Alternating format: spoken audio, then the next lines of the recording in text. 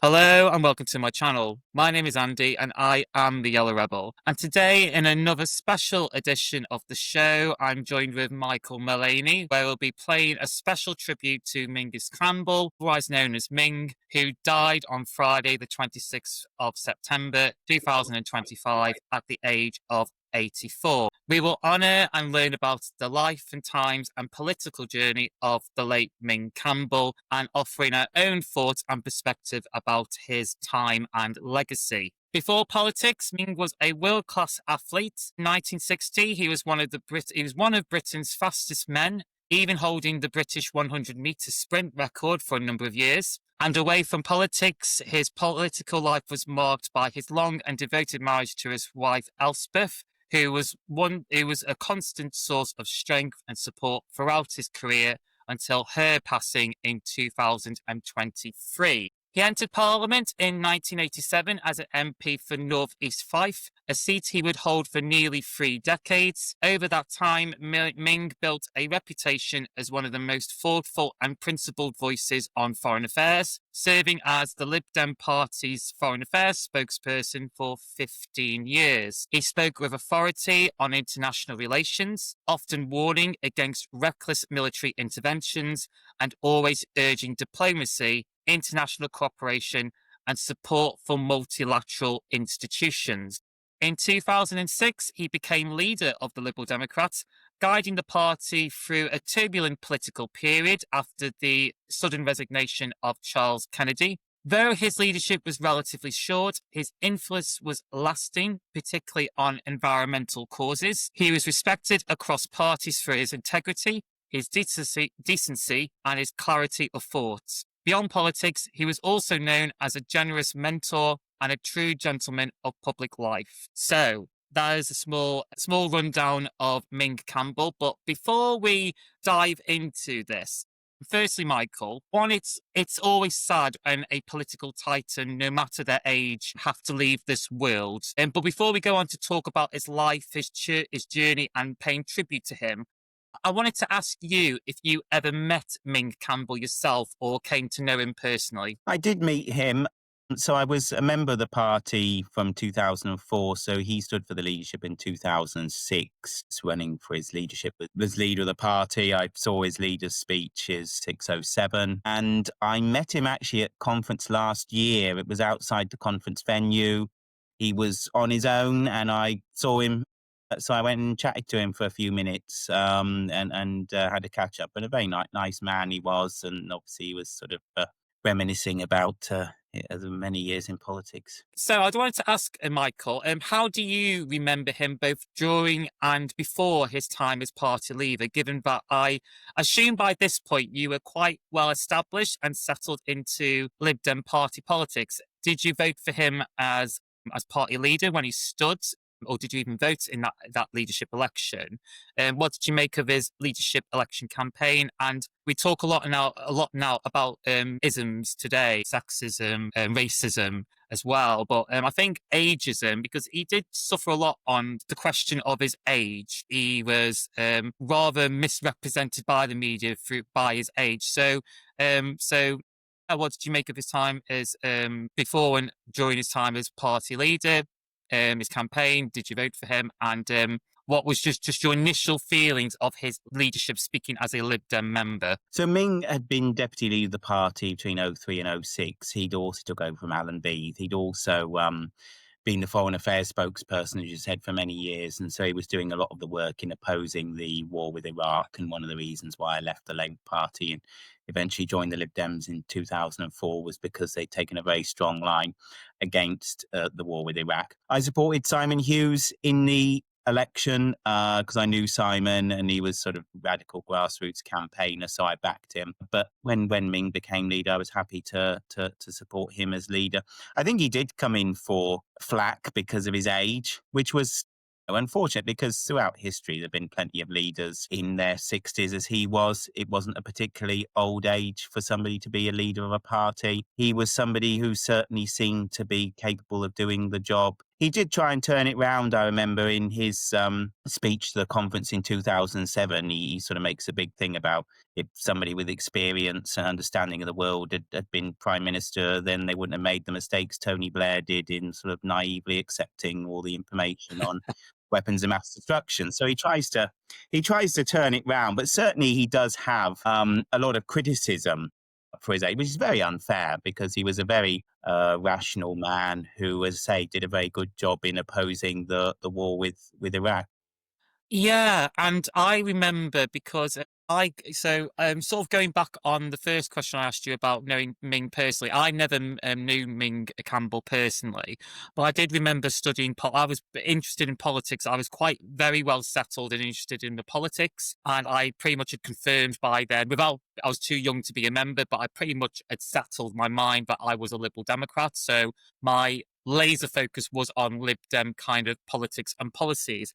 But I do remember that, with the age, they tried to do something with the age about, I think there was one point he was asked to start taking his tie off and not wear ties because it was seen as a bit old hat. And I remember that he tried, he pushed back on it. I mean, I think we learned he pushed back on it a lot because it was just not his style.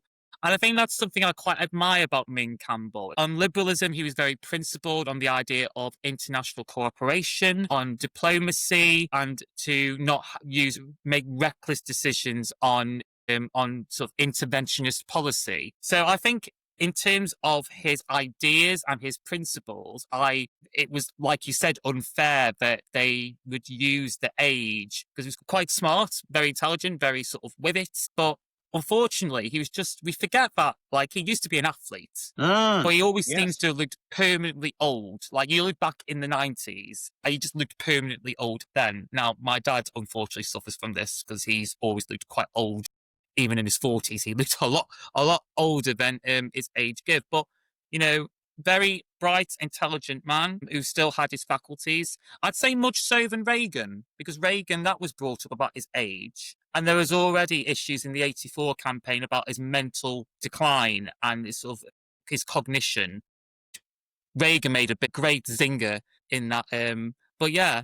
Yes, the debate with Walter Mondale when he says he won't raise the inexperience and youth of his opponent, 60-year-old Walter Mondale, against him. Yes, in the That's the one. presidential election. The thing about Ming was he was somebody who'd had a long career in politics before becoming party leader. I mean, the sort of paradox here is he'd been this great sprinter before his political career, but actually his political career was very much a marathon. It was a long-paced race to the top. Very successful Olympic athlete. He'd obviously raced in the 64 Tokyo Olympics as part of the 4x100 England team and British team and got to the final of the Olympics. He breaks the UK 100-meter record in 1967. He holds it until 1974 when he first stands for Parliament. So it's a long record. And he was a very successful runner. He even raced O.J. Simpson on one occasion. Who's now obviously the O.J. Simpson. Yes, he even had a race against him. No way.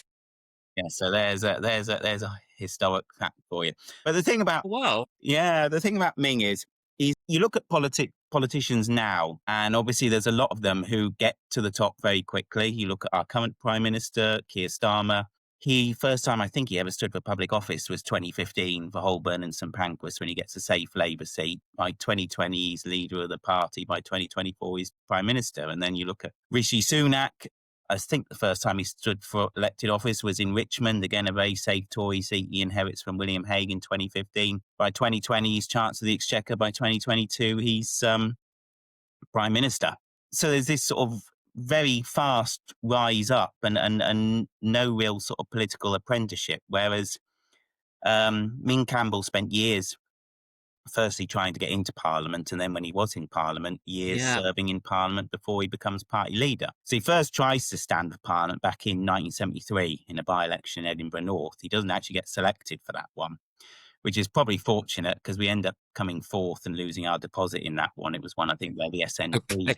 It's on the same day that Alan Beith wins Berwick-on-Tweed in 1973. But then the first time Ming does stand is in 1974 in Greenock.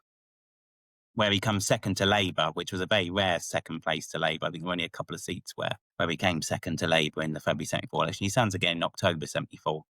He then gets selected for East Fife, which has a big history for the Liberal Party, because between 1886 and 1918, it's the seat of Herbert Asquith, who was Prime Minister. In the 1918 landslide, Lloyd George Conservative coalition win in 1918, Asquith loses his seat, because although he was the leader for the first 2 years of the war, the sort of jingoistic vote for the coalition at the end of the war boots him out of his seat because he's seen as not being sort of sufficiently pro-war enough. It eventually goes back to the Liberals between 22 and 24 and 29 and 33. Then it's Tory from 33 onwards. So when Ming gets selected in the mid-70s, the Liberal Party had actually come fourth in Fife East in October 74.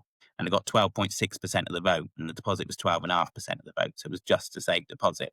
Close. Indeed. Now, in 79, he gets a really good result, and he doubles the Liberal vote. And despite the Tory win nationally and not the best of results for the Liberals nationally, he goes from fourth to second place. So he does really well. He then, in 1983, stands again and gets an 8% swing from Conservative to Liberal and cuts the majority back to 2,000, which, given that it was a national biggest Tory landslide, it's quite an impressive result.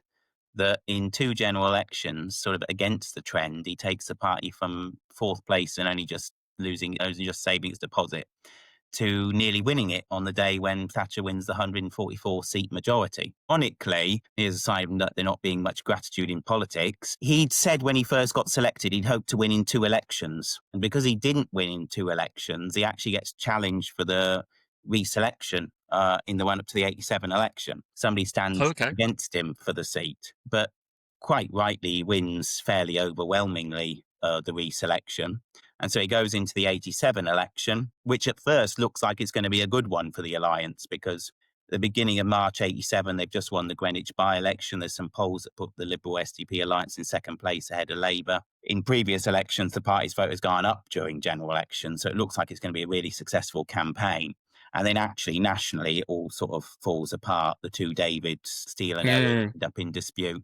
And Neil Kinnock surprises everyone with a very good election campaign. And so the Alliance only end up winning 22 seats. And they only make 3 seats gains in the whole of Britain in the 1987 election. One was Southport, one was Argyll and Bute, and one is Ming Campbell in Fife North East. He eventually, after 13 years and 5 elections, gets himself into Parliament. And, it's a big effort. He eventually becomes the shadow, the Foreign Affairs spokesman in 1992, which he holds for 15 years. He becomes deputy leader in 2003 and then party leader in 2006 after Charles Kennedy stood down. He's basically the third full-time leader of the Liberal Democrats. Steele and McLennan briefly were leaders when the party was first formed, but basically it was Paddy Ashdown that was the first permanent leader of the party, 88 to 99, then Charles Kennedy's 99 to 2006. And then March 2006, Ming wins the leadership against Chris Huhne and Simon Hughes to become the third permanent leader of the party. But you see there that it's a marathon. He first stands for Parliament in 1974. He first gets elected 13 years later in 1987. And he first becomes leader in 2006. So it takes him 32 years from first standing for Parliament to become leader of the party. And there aren't many people that have that long a gap between the two.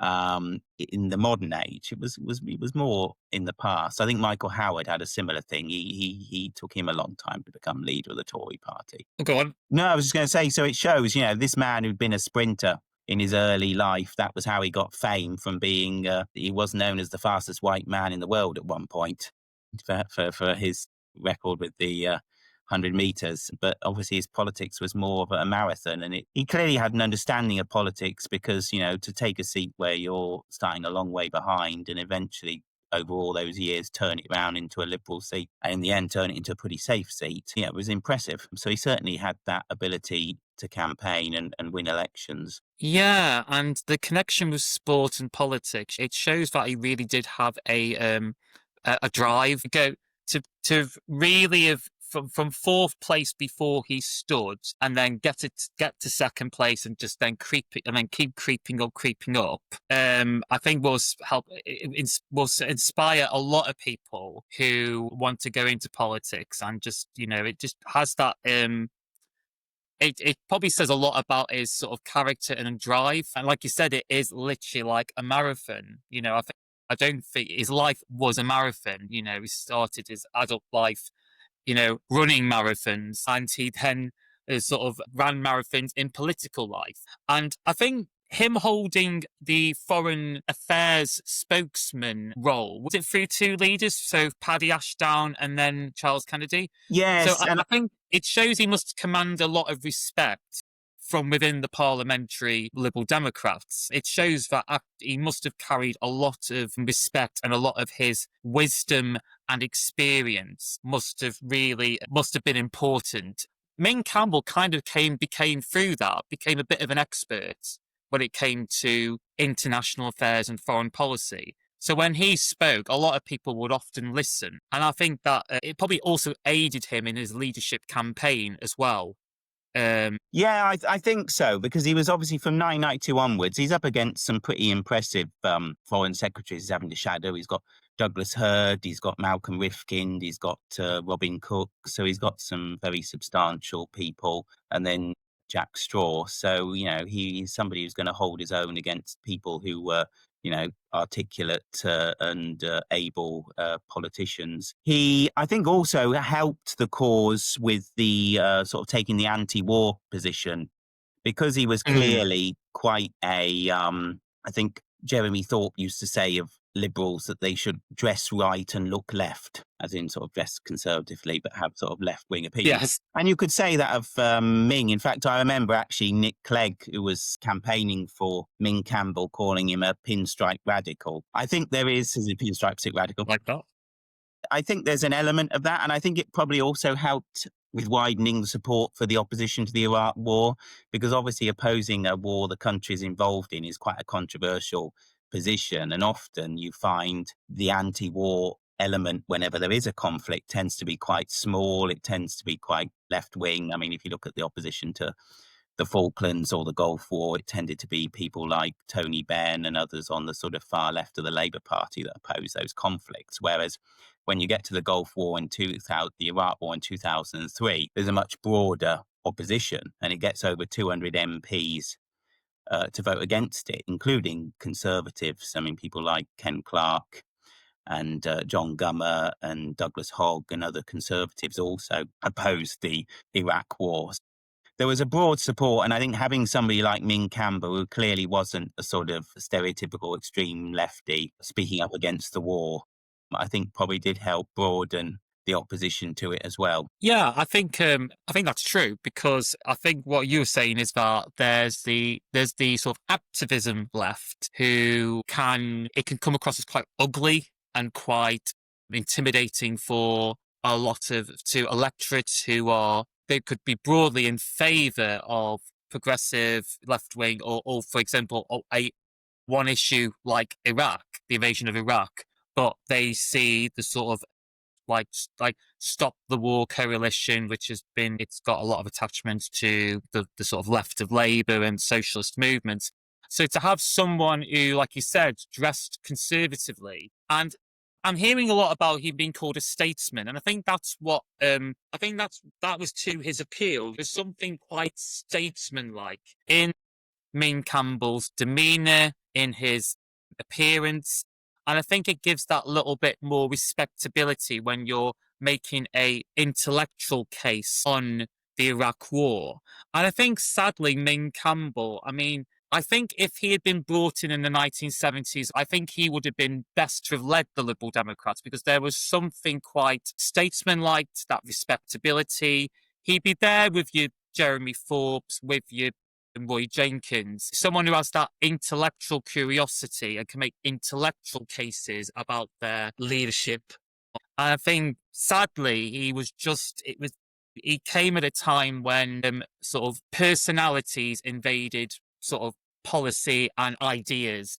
Yes, I mean, Roy Jenkins had a difficult time as leader of the SDP because every time he'd stand up in Prime Minister's question time to speak, he'd be barracked by Labour MPs who'd shout sort of abuse at him Yeah. and so on. And being quite a sort of statesman-like figure, he didn't really Stuffy. have that sort of guerrilla warfare type tactics of being able to respond to it in a way. And I think there was a similar thing with Ming, that when he was leader, there'd be a lot of jeering at Prime Minister's questions, and he'd be trying to make serious points. And he'd get a lot of flack from obviously the army of Labour and Tory benches, because there were more of them then. So it can be difficult. And I think he did very well as the Foreign Affairs spokesperson. When it then transferred into being leader, I think, as you say, by 2006, 2007, the sort of leader of the Liberal Democrat is a bit of a guerrilla warfare position. And if you're sort of a statesman and quite reserved, it can be very difficult in what is that sort of bear pit of the House of Commons chamber, rowdiness. It can be a struggle if you are taking a statesman-like approach. I don't think it always connects as well, and I think that was part of his problem. But he took over the party at a difficult time. They were expecting large losses in the 2006 local elections, which didn't actually happen. The party did quite well in the 2006 local elections, and I think the expectation had been that because Blair had gone, that Brown was going to call an early election. If you remember, there was all this talk in 2007. Gordon Brown was going to call a snap election, get his own mandate, that therefore there'd be an election in 2007. And I think Ming was expecting there to be an election in 2007. People had believed there was going to be one.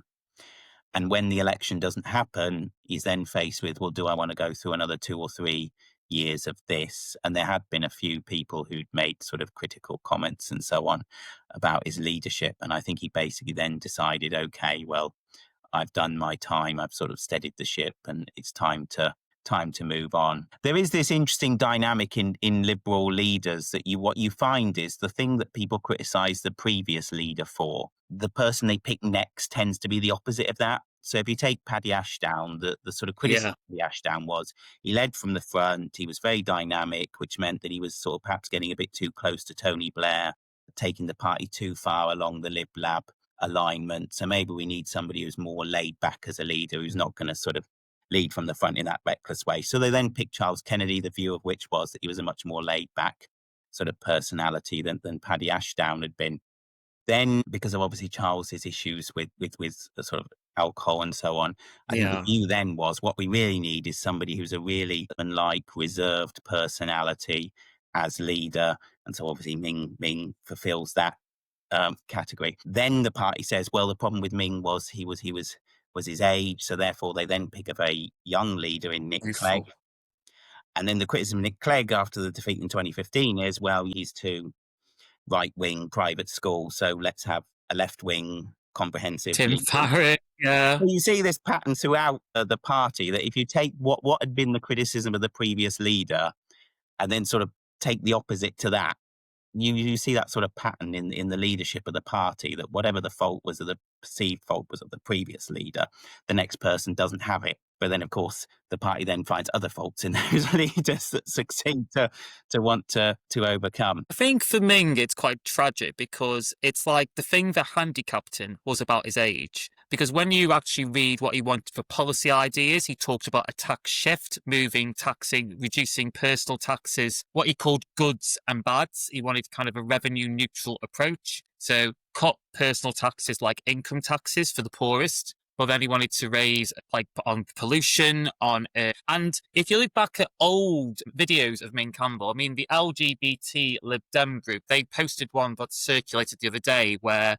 he basically said it was a debate on whether the Roman Catholic Church should have exemptions for child adoption, because that was being debated in Parliament. And Ming just outright said discrimination is discrimination. He was uncompromising. He took a very, very direct approach.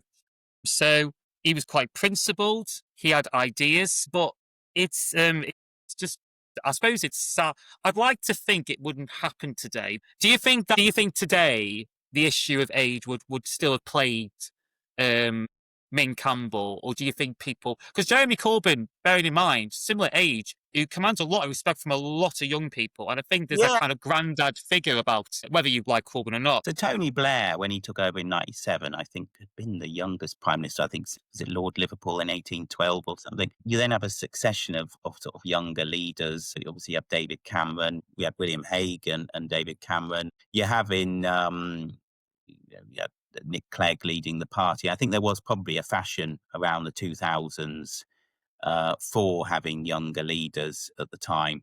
That's probably changed. I mean, as you say, with Jeremy Corbyn in Britain, you've got Bernie Sanders in America, you've got Donald Trump in America. I mean, who are all sort of well into their 70s. So For being balanced. I think it's become less of an issue. I think there may have just been that sort of, whether it was just Cool Britannia or whatever, there was just that period in the sort of 90s and noughties when suddenly there was this move, I think, away from having older politicians. If anything, it's maybe swung the other way, that you've now got, Biden versus Trump in America and that situations. I think, and obviously, you've got Starmer, who's into his 60s, although he probably doesn't look it, but yeah. So I think times have probably changed. He had a lot of experience. I think what Ming had, which a lot of politicians do lack now, is he had to graft to win his seat. So he Yes. didn't just get in on the back of a safe seat and very quickly get promoted, because so many people nowadays in politics, they've only been MPs. I mean, Kemi Badenoch only got in 2017. Mm. He hasn't been in that long. A lot of people get in Parliament and in a very short space of time become leader, and they haven't had to go through that experience of grafting away in a constituency, knowing how to appeal to people and to get their support over years that a lot of politicians did in the past. Absolutely, Michael. I think because I'm doing a tier list on prime ministers. I'm learning about all the prime ministers. I'm learning about Clement Attlee, and I've reread Ian Dale's book about 55 greatest prime ministers. Well, 55 prime ministers, I should say, not all great in there. And Hugh Gaitskell, I didn't know Hugh Gaitskell. He'd only been in Parliament since 1945. Hi guys, this is Edit Andy here, and I noticed that in editing that I mentioned Hugh Gaitskell. And I ended up talking more about Clement Attlee, and I don't think I really did justice. So the reason I brought up Hugh Gaitskell as an example is that, for people that don't know, Hugh Gaitskell entered Parliament in 1945, but then he became Labour Party leader. It was after Clement Attlee had resigned as party leader, I think in 1955. So he only had 10 years being in Parliament. And I was basically trying to make the connections when it comes to age, youth, and experience in how that can sort of handicap political leaders. Bearing in mind, this was someone who had become, Hugh Gaitskell was made Chancellor under Clement Attlee, and he really upset a lot of the Labour left. And I think, unlike Attlee, he was a very skilled operator. Hugh Gaitskell was unable to command any respect from his parliamentary Labour peers and from the membership. So that's where I was trying to make connections with Hugh Gaitskell and Ming Campbell, in that Hugh Gaitskell, I think, really got a bit handicapped, and he suffered a lot as party leader because he didn't know a lot about the way you had to operate as a leader, and to not have the connections with the NEC and parliamentary Labour members. So that was what I was trying to say. I don't even know if it's worth having an edit, but you know what? Looking back at the edit, I was just not satisfied with my answers. So yep, and that's all I wanted to say. And yeah, let's go back to the video. So obviously, when he became leader, unlike Attlee, who had been an MP since the 90s, he knew how to maneuver against the left and the right, and he was very clever operator at being able to navigate and manage and be very quite managerial within the Labour fractions. And we think of Attlee as this ravaged socialist, but far from it. He was actually way more diplomatic and compromising. And I think Ming probably benefited a lot from that, that kind of wealth of experience. And I don't know if it was deliberate on Ming's part, but there was always I'm still learning more about Ming since his passing, such as, being quite unwavering on LGBT adoption, but he was always a bit of a question mark on like, oh, is he on the left of the Lib Dems? Is he on the right of the Lib Dems? I think he just understood the reality that the Lib Dems are very big tents, and he tried, like Attlee, I'm going to take more of a diplomatic role. I wouldn't say relaxed or backseat, because I think Charles Kennedy was quite relaxed and backseat to the way he kind of operated things. But I think there's definitely something quite Attlee about Ming Campbell in his kind of his style and his. He was a very substantial figure. He had a very successful early career in athletics, holding that British record for the 100 metres for 7 years, representing the country in the Olympics, being Member of Parliament, being Foreign Affairs spokesman for many years, being party leader. He was a successful barrister as well, Queen's Counsel. So he had a successful legal career as well. So clearly he was a very talented, experienced man who brought a lot to public life. And who probably deserved better treatment than he got when he was leader in terms of what was thrown at him. I do wonder whether part of the sort of perceived lack of energy as leader may have been to do that. He had some serious health problems. He'd had a bout of cancer in the run-up to the Iraq War, where he had undertaken quite serious treatment for that. And that is obviously, he had cancerous tumours that had to be treated. He'd had some very bad health struggles as well, so that no doubt may have impacted also upon his appearance in terms of how vigorous he may have looked. Would you say, because Charles Kennedy, he was pushed out eventually he was pushed. I think with passage of time, a lot of people would probably look at that and think, we could have handled it better. I mean, I've got family with issues with substance misuse, and I think we've learned from the way we treated them. I think we are a lot better at trying to do interventions now. But do you think Ming Campbell was pushed? Do you think he went on his own? Do you think he kind of read the writing on the wall and thought, I'll go first before they push me? I think he'd been basing a lot of what he was expecting on an election in 2007 and Brown calling one early. And then in the end, Gordon Brown, of course, famously doesn't call the election, which does his premiership a lot of damage, because he seemed to have bottled Bottler Brown, as the Tories said at the time. He'd expected an early election. It doesn't happen. There are critics within the party who are sort of having a go, and I think he just thinks in the end, okay, I don't really want to put up with another 2 or 3 years of this. So he went.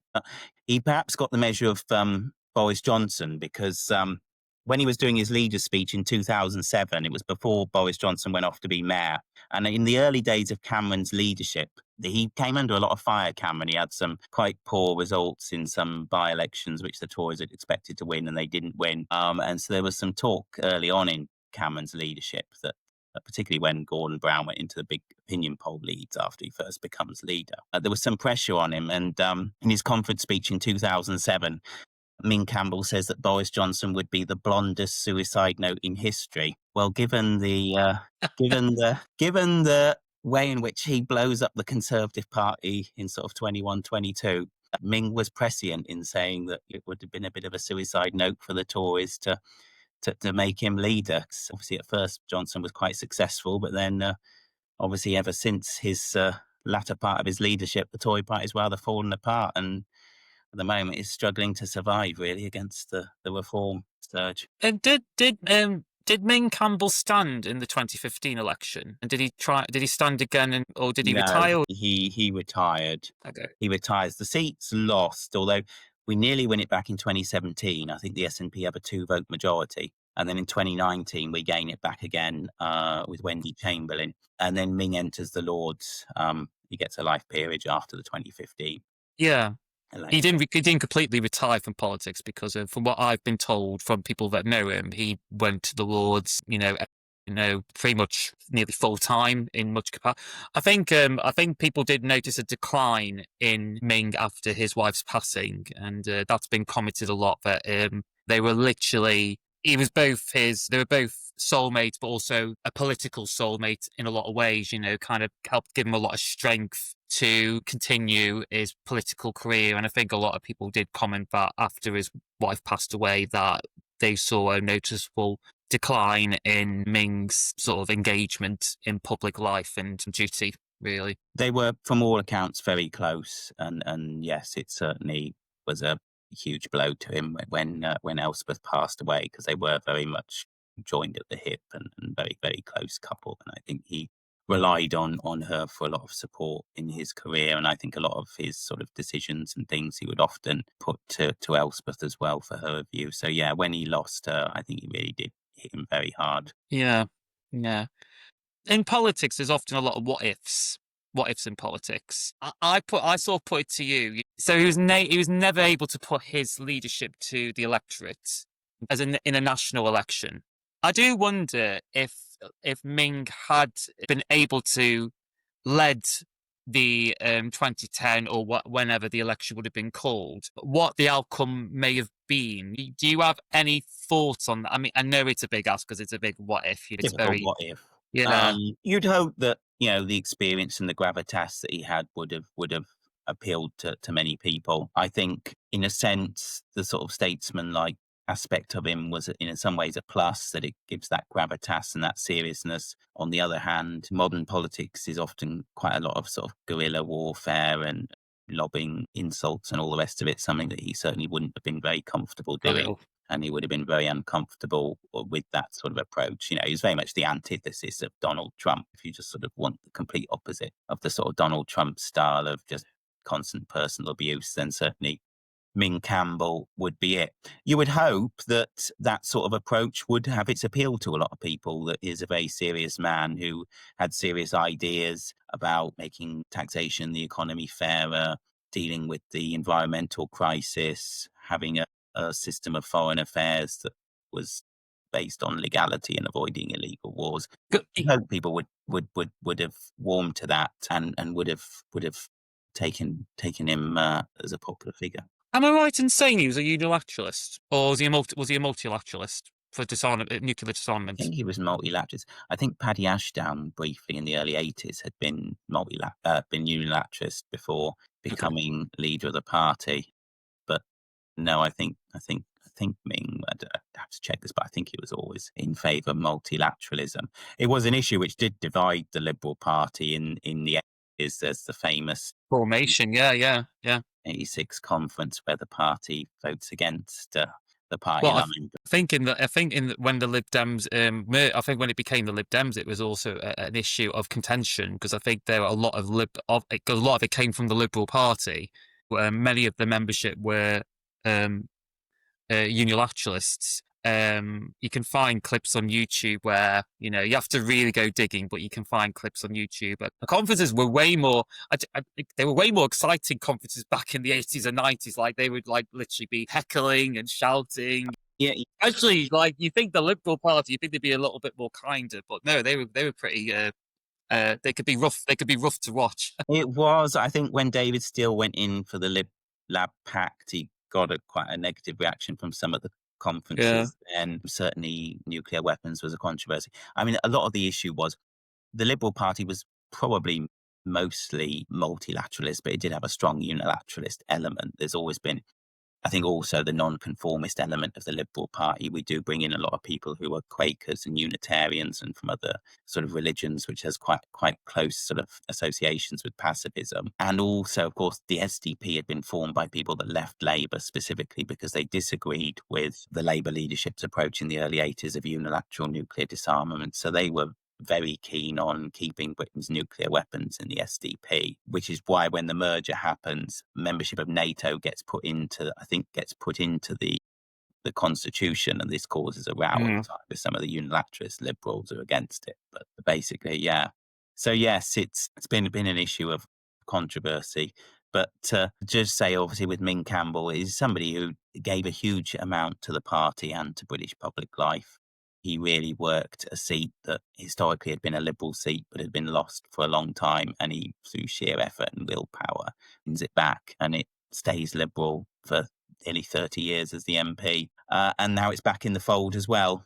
And he made a huge contribution as Foreign Affairs spokesman for many years, including, obviously, with his oppositions to the Iraq War. And then again, as leader, a difficult time for the party, he stepped in and led the party and helped stabilize it. So he made a big contribution to public life. And the times I met him, he was always a perfectly polite and nice man. So I think he was a thoroughly nice human being who made a big contribution to the party. And, as the third permanent leader of the Liberal Democrats, he's got his place in the party's history as one of the big figures that really forged the party in the early years of the Lib Dems. I would absolutely agree, Michael. I wish I'd met Ming Campbell. It would have been, because from what I've heard from people who know him personally, or like yourself, they've met him sort of at events or conferences. He just seemed like a very, again, statesman-like. There was that respectability, that politeness, sort of the ugly side to politics. I don't think it was his appeal. I think, like you said, his life was a marathon, when he never let things defeat him. It's saddening that it was his leadership that I guess he must have carried with a heavy heart that ended up defeating him. He informed LibDem. I think he helped inform a lot of LibDem foreign policy ideas, and for all the criticisms that people can give the Lib Dems, I think we are quite consistent on foreign policy, our support of diplomatic efforts, multilateral institutions like NATO, like the European Union. We saw during the Parliament's vote on Syria to bomb Syria and Obama's campaign, the Liberal Democrats were the first to say no. It's same with what happened recently with Iran, the missile strikes in Iran. So I think he's got a huge and tremendous legacy that's worth recognised. For the environment as well, I think he helped step up our green credentials. And I think in a different time, Ming Campbell would probably have gone down as one of the great liberal LibDem leaders. And I think it was just a case of bad luck, but he has got a towering legacy that is definitely worth remembering and to be recognised. Absolutely. Yeah. Right. I think unless you've got any concluding remarks, Michael, I think. No, just to say, I think it's good that we've had this episode to really obviously mark the passing of Ming, who was a very substantial figure in the party's history and in the later years of the Liberal Party and the early years of the Liberal Democrats. An inspiring figure who, through grit and determination, got into Parliament and then eventually became leader and served many years as a very distinguished foreign affairs spokesman. Very substantial figure in the party's history and one that we should remember and obviously be indebted to for all that he did to help the party over the years. Okay, thank you, Michael. Thank you everyone for watching, and if you enjoyed this content, don't forget to like this video and subscribe and to hit the bell for notifications. And until then, my next video will be a tier list ranking of post-war British Prime Ministers with my panel regular, Matthew Hulbert. That should be a fun one to do. It'd be good to compare where we rank people. I actually had to introduce Matthew to tier lists. He's never heard of a tier list. Is he before. not? When you go no, he understands it. I told him it's like a grading system. That'll be my next video. But until then, thank you very much, and I'll see you next time. Goodbye.